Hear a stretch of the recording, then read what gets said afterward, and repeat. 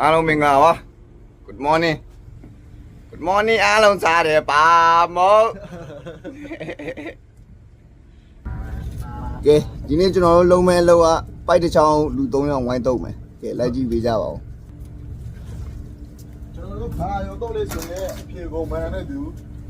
ကျွန်တော်ဘုံဝင်9000ရအောင်ဖြစ်ပါတယ်9000ပေးတော့ပါအဲ့ဒါအောက်ကပြောပြပါလေကျွန်တော်တော့နေတဲ့ရမှာဘာယုံလေးဆိုတာကိုဘာယုံလေးပါသမမ်းရပါလေဒါလည်းမဟုတ်ဘူးနော်တော့ဗျာဘုံထဲမှာအောက်ချင်းမှာလားဟုတ်ပါမယ်အသိအောင်ဒီကအဖွာလမ်းထုတ်လို့ရတယ်တော့လမ်းတော့ကဲကျွန်တော်တို့ဟိုဘက်တစ်ချက်မှပြန်တွေ့မယ်ရှင်မြေလာကိုကြီးတုံးလို့မပြီးသေးဘူးလား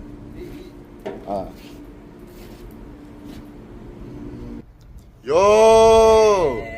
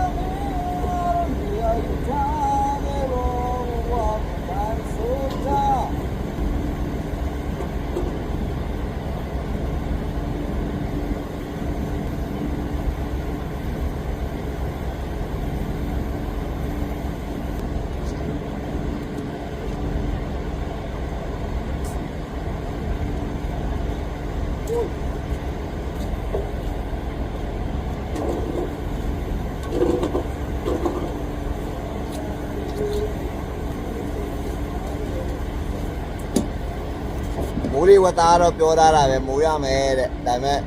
လောင်ရမလားတော့မသိကြသေးဘူးကဲဒီတွေအတွက်ရာသီဥတုအချိန်နေပြမယ်ဗျာ